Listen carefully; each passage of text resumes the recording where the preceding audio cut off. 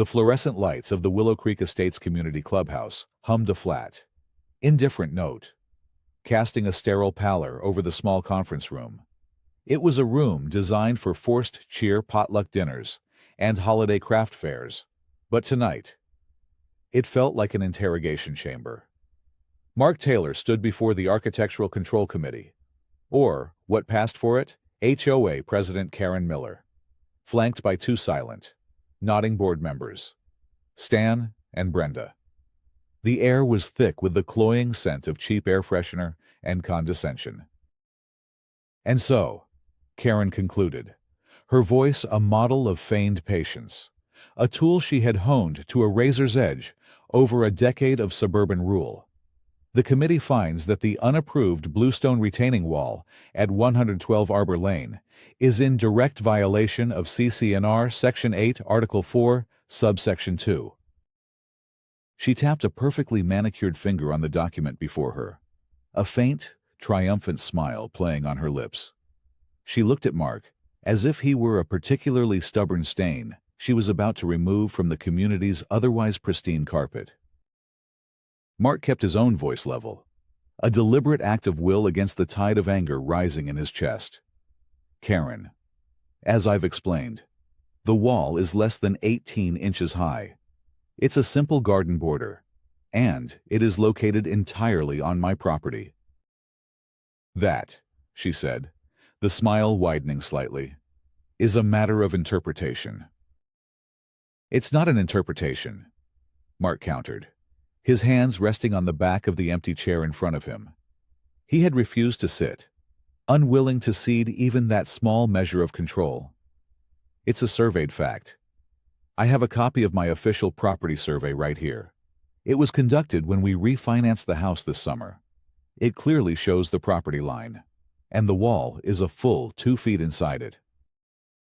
He slid the rolled document across the folding table. It was a crisp, professional survey, marked with the seal of a licensed county surveyor. It was evidence. It was fact. Karen didn't unroll it. She didn't even glance at it. With a flick of her wrist, she pushed it to the side of the table, a dismissive gesture that echoed louder than a shout in the quiet room. The board will take your submission under advisement. Mr. Taylor. The words were a procedural wall, smooth and impenetrable. Under advisement, the official HOA term for into the shredder. Stan and Brenda nodded in perfect, bobble-headed synchronicity. The social humiliation was the point. The facts were an inconvenience. The message was clear. Your evidence does not matter here. My power does. Mark held her gaze. He was an accountant by trade, a man who lived in a world of balanced ledgers and verifiable data. This casual dismissal of concrete proof felt like a violation of natural law. He could feel his knuckles turning white where he gripped the chair. He forced his hand to relax. When can I expect the board's advisement, he asked, the politeness in his tone costing him dearly. The process will follow its due course, Karen said, already gathering her papers, the hearing clearly over in her mind. You'll be notified of the committee's final decision in writing. I'd suggest, in the meantime, that you consider a plan for the wall's removal. Voluntary compliance is always looked upon favorably. She stood, a clear signal for him to leave. Stan and Brenda rose with her, a unified front of bureaucratic certainty, as Mark picked up his ignored survey. He felt the oppressive weight of a system designed not for fairness, but for control. He had brought facts to a power struggle. A rookie mistake he now understood he could not afford to make again. The warmth of his own kitchen felt like a different world. The scent of garlic and rosemary from the roast Sarah had in the oven. The soft glow of the under-cabinet lights. The chaotic collage of their son Leo's artwork on the refrigerator. It was the life they had built. A sanctuary. Mark dropped his keys into the ceramic bowl by the door with a loud clatter, the sound of his frustration made manifest. Sarah looked up from the salad she was tossing, her brow furrowed with concern. How did it go? Mark unrolled the survey on the granite countertop, smoothing it flat with the heels of his hands. She wouldn't even look at it, he said, his voice tight. Just dismissed it. Said the board would take it under advisement. Sarah came over and put a hand on his shoulder, her touch a small, grounding comfort. She leaned in to look at the document, her finger tracing the bold line that demarcated their property. But it's so clear. The wall is right here, and the line is way over there. Clarity doesn't matter to her. Sarah. Control does. He sighed, running a hand through his hair. She kept citing Section 8.4.2. He retrieved the thick, three-ring binder that contained the covenants, conditions, and restrictions for Willow Creek Estates, a tome of suburban legalese that had seemed like a minor formality when they'd signed it at closing 5 years ago. Now, it felt like a weapon aimed directly at them. He flipped through the pages, the rustle of paper filling the quiet kitchen. Here it is, he said, pointing. Sarah leaned closer to read over his shoulder. CC&R, Paragraph 8.4.2. No structure, fence, wall, or other improvement shall be erected, placed, or altered on any lot which unreasonably obstructs the view corridor of an adjacent common area, as designated on the association's official plat map. Unreasonably obstructs, Sarah read aloud. A 1-foot-high garden wall. That's absurd. What view is it blocking the view of our lawnmower? And what common area? Mark added. Frustration mounting. It's a 10-foot-wide strip of grass between our yard and the next. The only people who use it are the landscaping crews. This feels personal. Mark, Sarah said softly, her gaze steady on his. He nodded. It has since the beginning. He continued to stare at the survey, his accountant's eye scanning every detail, every number, every notation. That's when he saw it again. A tiny, almost illegible note, handwritten in the margin by the surveyor, near the southwest corner of their lot. He'd noticed it before, but had paid it no mind. Unrecorded utility easement, noted near SW boundary. Recommend title search for clarification. What's that? Sarah asked, pointing to the note. Probably nothing, Mark said, dismissing it. Some old remnant from when the developer put in the sewer lines. It's on the other side of the yard, nowhere near the new wall. He pushed the thought aside. Another irrelevant detail in a sea of bureaucratic nonsense. Sarah wrapped her arms around his waist, resting her head against his back. What are we going to do? You know she's not going to let this go. The weight of her question settled heavily on him. He thought of the numbers, the ones that really mattered. The new mortgage payment, higher now after they'd refinanced to pull out equity. The wire transfer they'd sent just last month to cover Leo's first semester tuition at the state university. They were stretched thin, a carefully constructed budget with no room for error, and certainly no room for escalating HOA fines or, God forbid, legal fees. We can't afford a real fight. Mark, Sarah whispered, as if speaking his thoughts aloud. A lien. It would be a disaster. We could lose the house. He turned in her arms, holding her close. The smell of the roasting chicken, the warmth of their home. The life they had poured their souls into, all of it felt fragile, vulnerable. He looked at the retaining wall through the kitchen window. He had built it himself over 3 weekends, his hands sore and his back aching, but his heart full. It was a small, perfect thing of stone and sweat, a line of order he had created. He wasn't just defending a wall, he was defending his home. I know, he said, his voice quiet but firm. But we can't just roll over and let her do this. There has to be a way to fight this with facts. There has to be. 10 days later, the fact that arrived was cold, impersonal, and delivered by a mail carrier who looked at Mark with an expression of mild pity as he handed over the clipboard for a signature.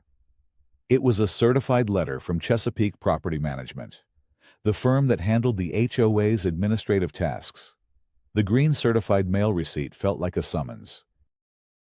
Tracking number 9405 5036 9930 0518 4212 11.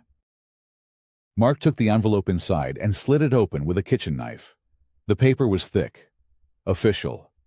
He read the words, his heart sinking with each line. Formal notice of violation and fine assessment. It was no longer a disagreement. The document detailed the violation again, citing the same ambiguous clause. It announced that the ACC's initial finding had been upheld. It scheduled a formal hearing before the full board of directors for November 10th, a hearing he was required to attend if he wished to appeal. And, at the bottom, the final blow. Pursuant to the authority granted in the bylaws, a fine of $100 has been levied against your account. This fine is due within 30 days. An additional fine of $50 will be assessed each week. The violation remains uncorrected. He gripped the edge of the kitchen counter, his knuckles white, his gaze fixed on the letter. He carefully folded it along its original creases, a model of forced precision, before placing it squarely in the center of the table. This was Karen's move.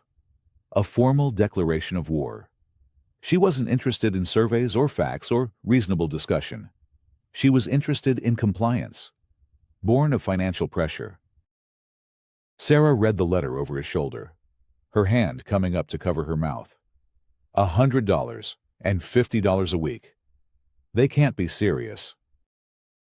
They are, Mark said, his voice dangerously low. He looked out the window at the elegant curve of his blue stone wall, the autumn sunlight catching the flecks of mica in the stone.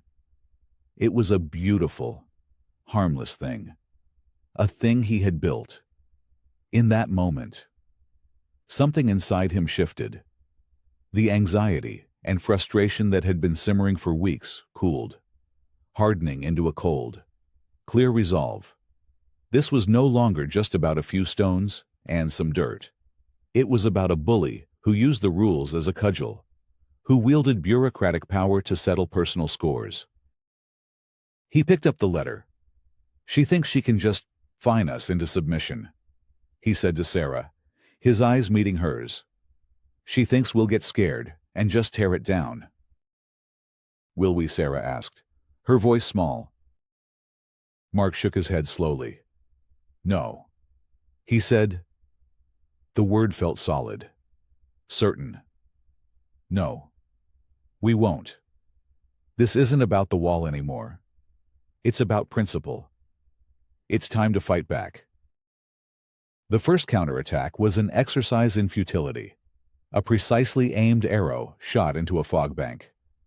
Mark spent an entire evening in his home office, drafting an appeal. As an accountant, he marshaled his facts with meticulous care. He composed a formal, professional email addressed to the 5 members of the HOA Board of Directors and the generic account for Chesapeake Property Management. He laid out his case logically, point by point. He cited the date his wall was completed. He cited the exact height and materials. He referenced his property survey, explaining that the wall was well within his lot boundaries. He attached a high-resolution PDF of the survey, with the relevant property line highlighted in yellow. He also attached photos of the wall from multiple angles, demonstrating that it obstructed no conceivable view corridor. He concluded by formally requesting that the board review the ACC's decision, rescind the violation notice, and waive the associated fine. It was a masterpiece of reasoned argument. He hit send and felt a small flicker of hope. Surely, the other board members, presented with such clear evidence, would see the absurdity of Karen's position. The response arrived 26 hours later. It was not from a board member. It was not a considered rebuttal. It was a single, sterile sentence from Notifications at Chesapeake Prop MGT. Com. Dear Mr. Taylor, the ACC's decision is final. Please remit payment to avoid further penalties. There was no signature, no name, just the cold, impersonal stamp of the management company. Mark stared at the screen, reading the sentence over and over.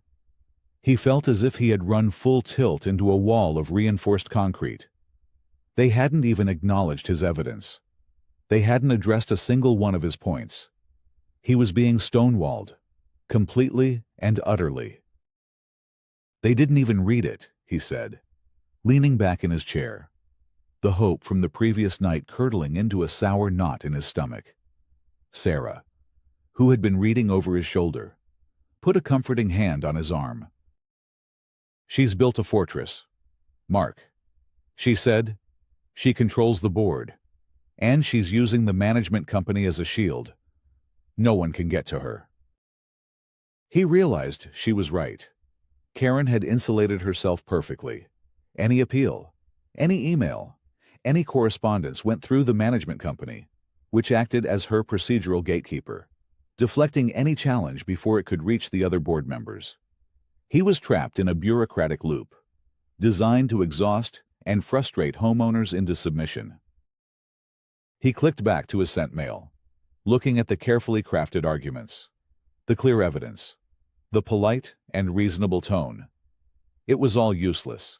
He had tried to play by the rules of logic and fairness. But he was in a game with a different set of rules entirely. The only rule that mattered was that Karen Miller always won. If I can't go through the wall, he murmured, more to himself than to Sarah, I'll have to find a way around it. His gaze drifted to the printed copy of his survey, still lying on his desk. He looked again at the small, handwritten note in the margin. Unrecorded utility easement. It was a loose thread. Trivial. Most likely. Irrelevant to his wall. But it was the only thing in this entire mess that wasn't controlled by Karen and her HOA documents. It was an external fact, a piece of a puzzle he didn't yet understand. He decided it was time to pull on it. The Carver County Records Office was a place where time seemed to slow down. It was a hushed, dusty archive, smelling of old paper and decaying binding glue. Fluorescent lights hummed over long tables where a few solitary figures hunched over massive, leather-bound plat books. This was a world away from HOA bylaws and committee meetings. This was the bedrock, the source code of property ownership. Mark had taken a personal day from work, telling his boss he had a family matter to attend to, which wasn't entirely a lie. He felt like he was fighting for his family's future, armed with his property's parcel number. He spent the first hour with a helpful, gray-haired clerk who showed him how to navigate the microfilm readers and the enormous, indexed books that contained every plat map filed in the county since its founding. He finally located the original developer's plat for Willow Creek Estates. Section 2. He carefully unrolled the large, brittle blueprint onto a light table. The lines were crisp, the text precise, drawn by an engineering firm decades ago. He found his lot, 112 Arbor Lane, and there, running along the back of his property and his neighbors, was a clearly marked line. The text beside it read, 5 public utility easement, 5 feet, not 15, and it was for utility sewer, water, electric, not for a view. He then pulled out the easement map the HOA had sent with his violation notice, a grainy photocopy that looked far less official. He laid it over the developer's plat on the light table. The light shone through, revealing the truth. The property lines were the same, but the easement was not. On the HOA's map, the 5-foot utility easement had been crudely expanded. Its label changed to 15 Del's Common Area View Corridor. The new, wider boundary swallowed a significant slice of the backyards of half a dozen homes. including the exact spot where Mark had built his retaining wall. His heart began to beat faster. This was it. This was the discrepancy he had been looking for. The HOA's map wasn't a legal document. It was a forgery. Or, at the very least, a gross misrepresentation. But he needed someone to confirm it. An expert whose word would be unassailable. That evening, he drove to the other side of Willow Creek, to a small, unassuming ranch house with a workshop in the garage. He'd gotten the name from a neighbor, David Chen, a retired surveyor who had reportedly mapped half the county in his 40-year career. David was a small, spry man in his late 60s, with sharp, intelligent eyes that seemed to miss nothing. His workshop was a shrine to precision, filled with drafting tables, vintage transits, and rolled maps tucked into every corner. He listened patiently as Mark explained the situation, his expression unreadable. "Let's have a look," David said finally, his voice a low rumble. He took Mark's documents and spread them across his own light table. He spent a long time examining them, using a magnifying glass to inspect the lines and lettering. He hummed to himself, a thoughtful, tuneless sound. After several minutes of silent study, he straightened up and looked at Mark. "Well, Mr. Taylor, you're not crazy." He tapped the official plat map. "This is the legally recorded plat. It defines your property. This 5-foot easement is standard. It gives utility companies the right to access their lines. That's all." Then, he tapped the HOA's photocopy. "This," he said with a wry smile, "is a work of fiction. Someone took the original map and drew a new, much wider easement on it and gave it a fancy name. It has no legal standing whatsoever.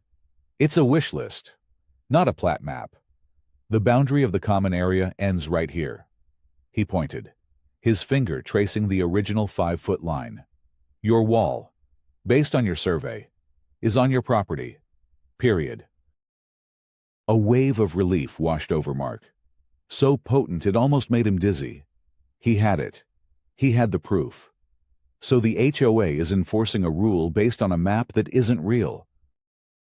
"Precisely," David confirmed.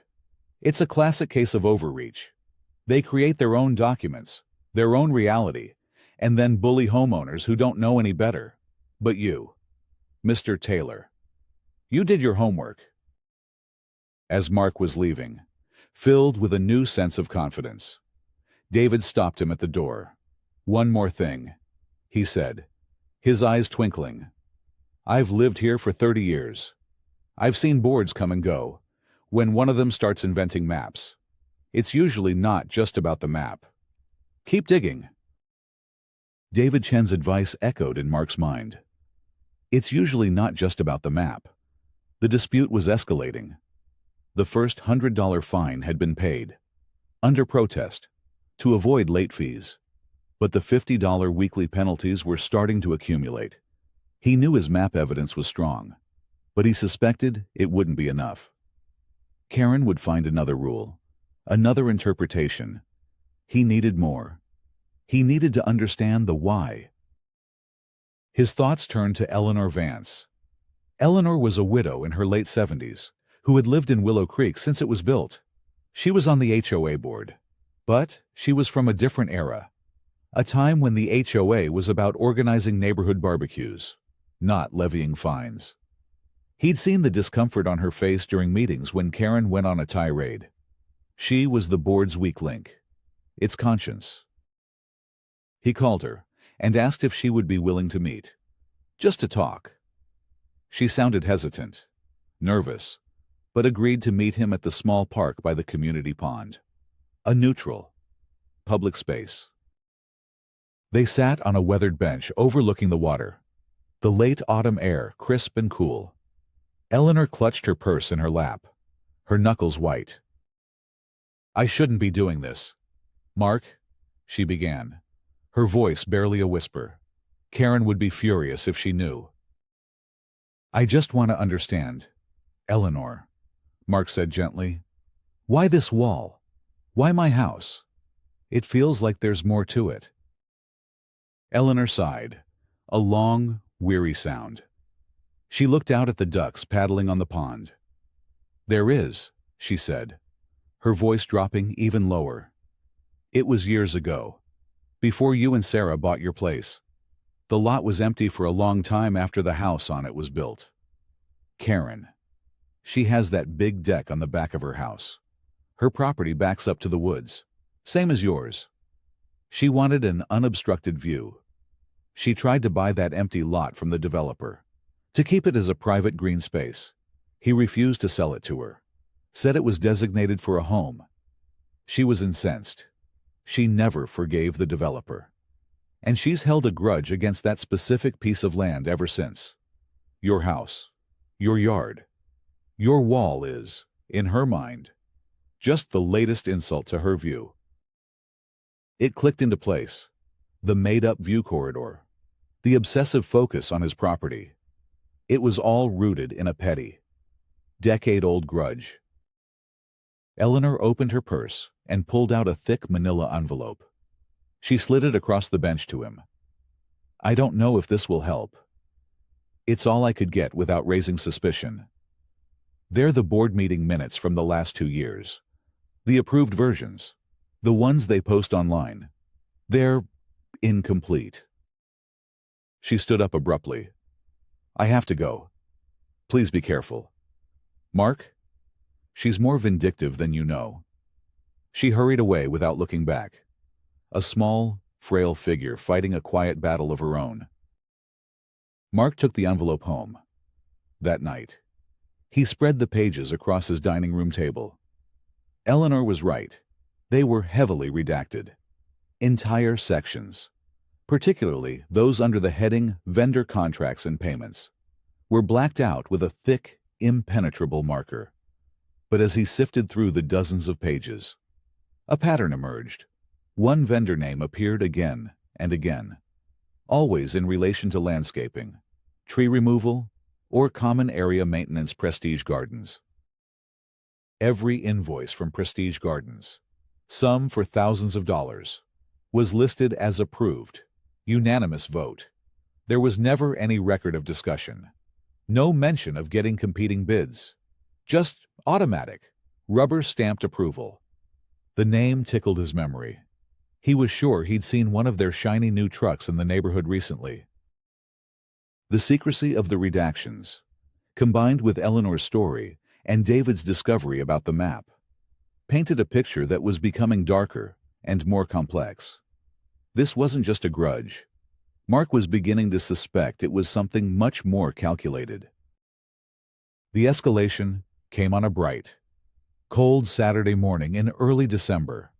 Mark was raking the last of the autumn leaves from his front lawn when a gleaming white truck with Prestige Gardens, emblazoned on the side in an ostentatious gold script, pulled up to the curb. 2 men in matching green uniforms got out and began unloading surveying equipment. Across the street, her arms crossed in a posture of supreme authority, stood Karen Miller.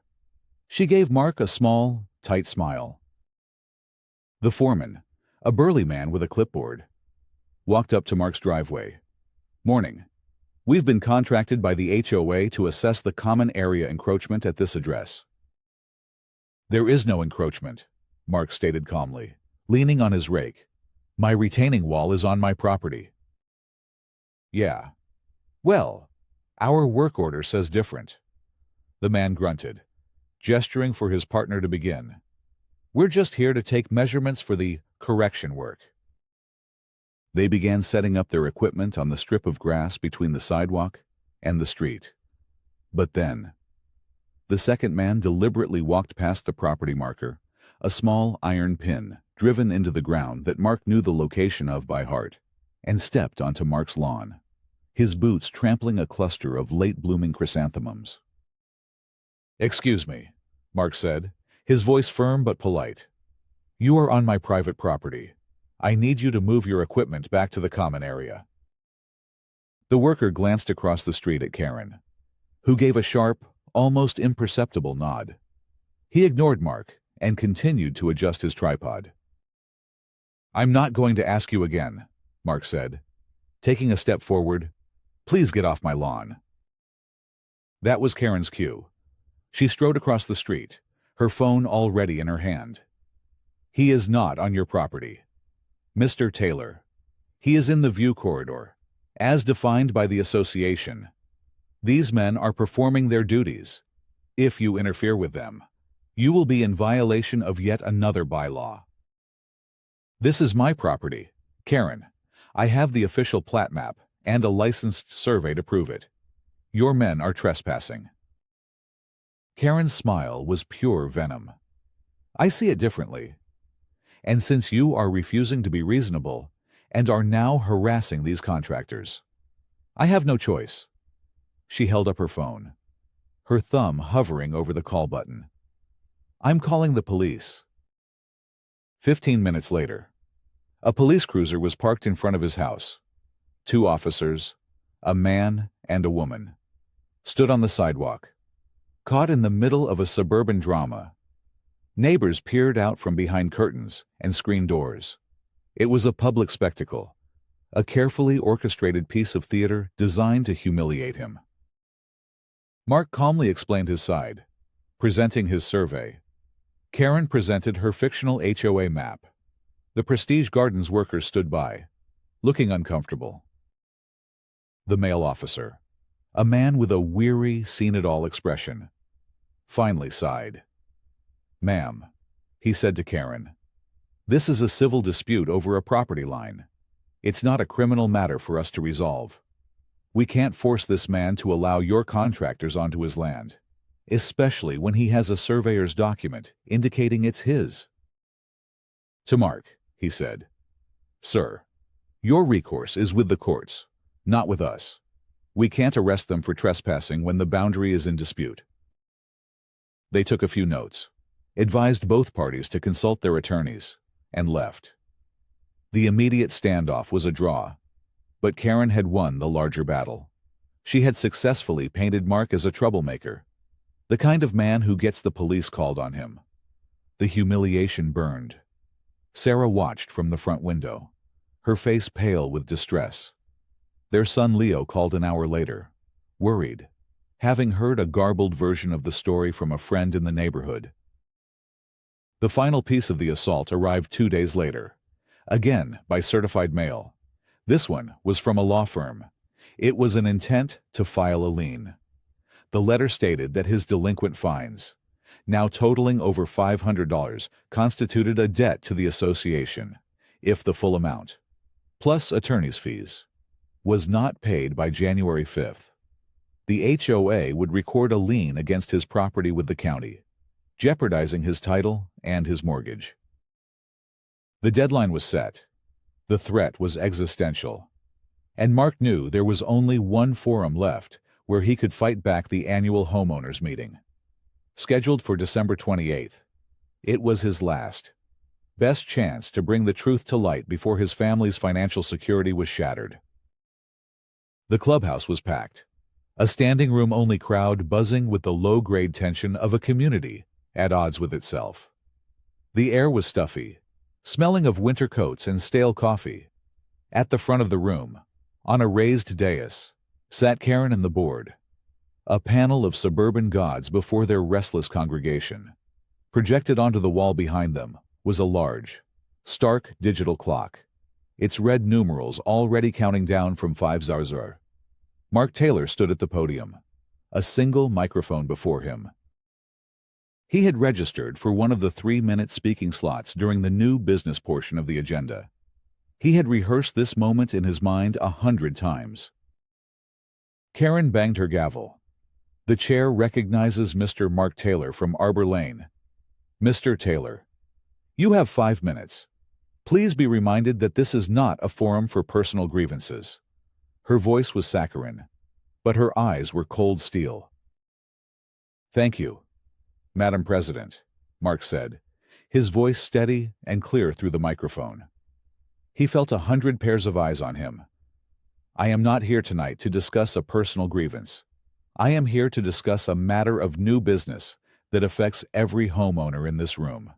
Specifically, I'd like to address line item 7B in the proposed 2024 budget, landscaping and common area maintenance fees, which I believe are being grossly mismanaged.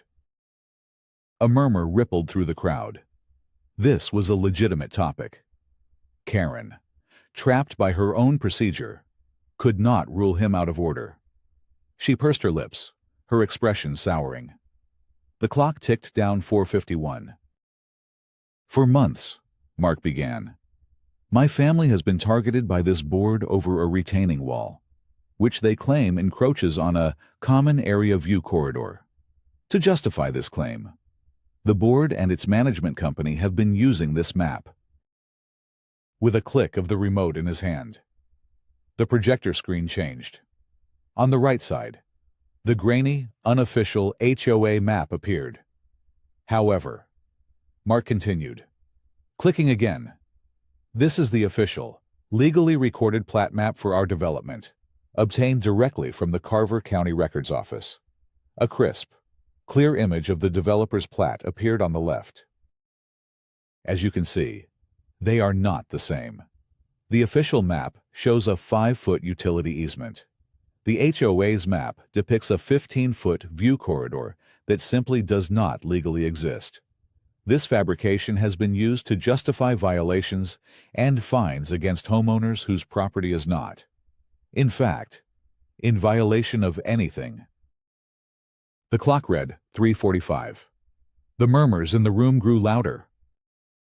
"I'm not a surveyor," Mark said, "but we have one with us tonight. Mr. David Chen." In the third row, David Chen stood up. He was well respected in the community. "My name is David Chen," he said, his voice firm. "I was a licensed county surveyor for 40 years. I have personally examined both documents. I can state unequivocally that the county plat map is the only legally binding document. The HOA's map is a fiction. Any action taken based on it is illegitimate." Gasps could be heard around the room.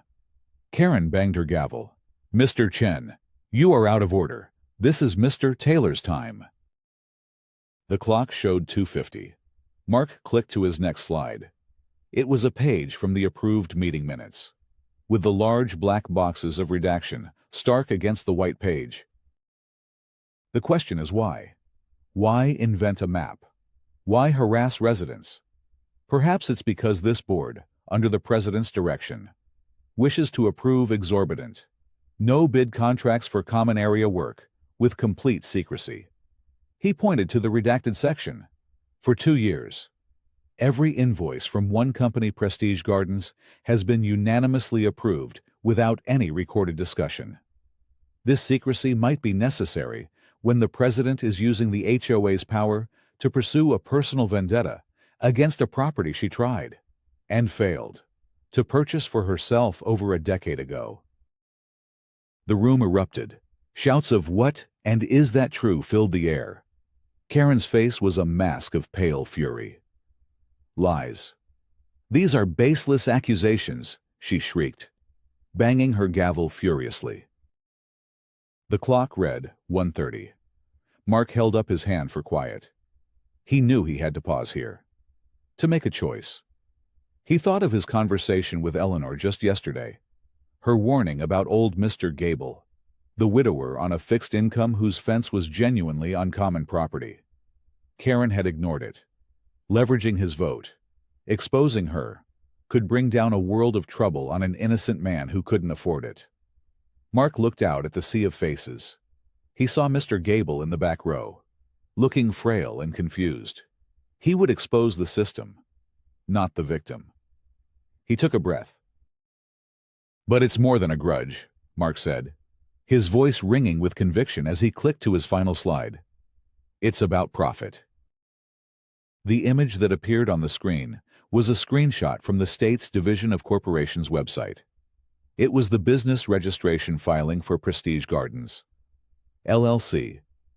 The crowd fell silent, their eyes glued to the screen, reading the name listed under registered agent, Josh Owner. Mark let the silence stretch for a beat. The clock ticked past 0:45. "The owner of Prestige Gardens," he announced, his voice booming in the hushed room, "is a man named Robert Miller." He paused again, letting the name sink in. For anyone who may not know, Robert Miller is Karen Miller's brother-in-law. The explosion of noise was instantaneous and deafening. It was a wave of pure outrage.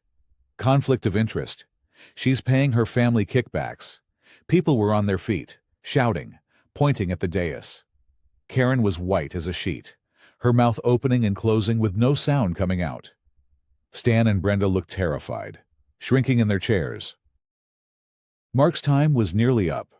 The clock read 0:05. He raised his voice over the din for his final statement. "I am not asking you to believe me. I am asking for a full, independent financial audit of this association's books. And I am asking for this board to be held accountable." The clock hit 0:00. The room was in chaos. Mark stepped back from the podium, his heart pounding not with fear, but with the thunderous validation of the truth finally, and publicly, spoken. In the ensuing pandemonium, procedure dissolved into pure democracy. A homeowner, a lawyer who lived on the next street, leaped to his feet and made a formal motion from the floor. "I move for an immediate and binding vote to commission a full, independent forensic audit of the association's financials for the last 5 years. Another voice roared, "Second!"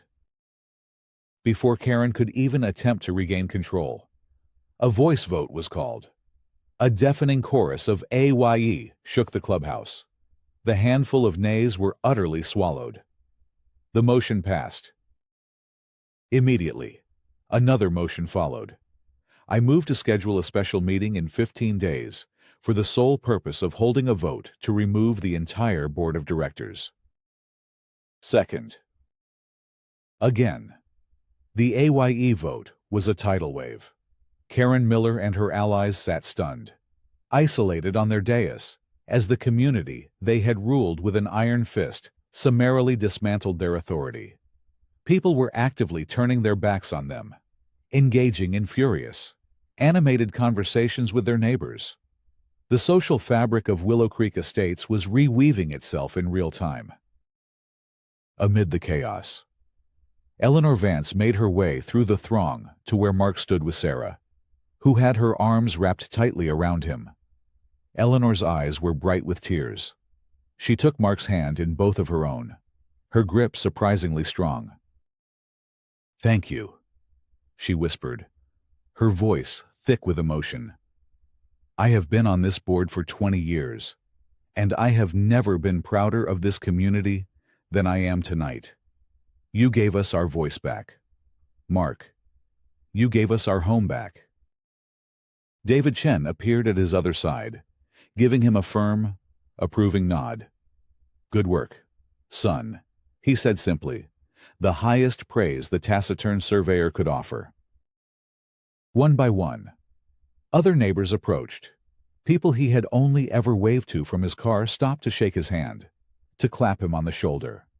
They shared their own small stories of Karen's reign of petty tyranny fines for holiday decorations left up a day too long, violation notices for basketball hoops, angry letters about the color of children's sidewalk chalk. Mark realized he hadn't just been fighting for his own wall. He had been fighting for all of them. He was no longer the neighborhood troublemaker. He was the man who had stood up and spoken the truth.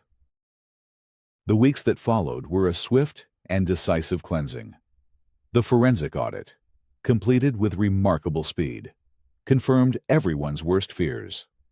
Prestige Gardens had been systematically overcharging the HOA for years, billing for services never rendered and inflating invoices by as much as 40%. The evidence of a kickback scheme was undeniable. Faced with the public release of the audit and the looming, legally binding removal vote, Karen Miller, Stan, and Brenda submitted their resignations via a terse email from the management company. They didn't even attend the special meeting. They simply vanished from public life in Willow Creek. At that meeting, a new interim board was elected by a landslide.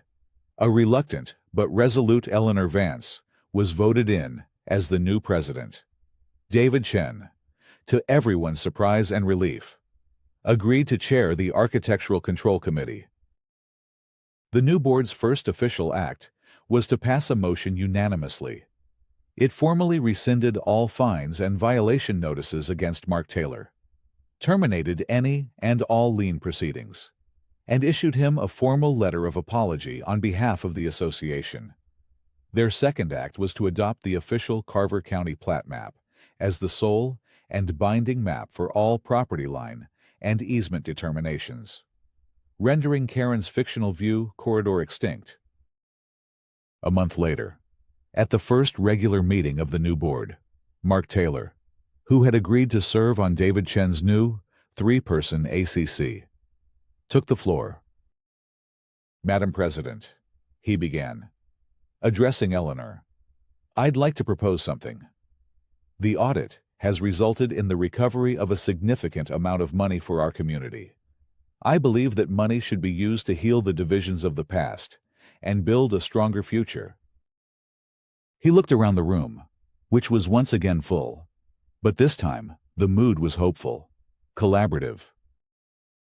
"There are residents in our community, good neighbors on fixed incomes, who sometimes struggle to keep up with necessary home maintenance. In the past, the HOA's only tool was a fine, a punishment. I propose we create a new tool, a helping hand. I move that we allocate a portion of the recovered funds to establish a community compliance fund, a grant program designed to provide financial assistance to elderly or low-income residents for essential repairs that are required to meet our community standards. Instead of punishing people who can't afford to fix a broken fence, let's help them fix it." He didn't mention Mr. Gable by name, but he saw the old man sitting in the back, a look of profound relief washing over his face. The proposal was met not with contentious debate, but with a round of heartfelt applause. The motion passed unanimously. The system of punishment was being transformed into one of support. That evening, Mark and Sarah sat in their backyard, a pair of wine glasses on the small table between them. The air was cold and clear, the winter stars sharp in the night sky. The small, elegant bluestone retaining wall, the cause of so much turmoil, glowed softly in the light from the house. It was no longer a symbol of defiance, but a quiet testament to a battle won not for a piece of land, but for the soul of a community.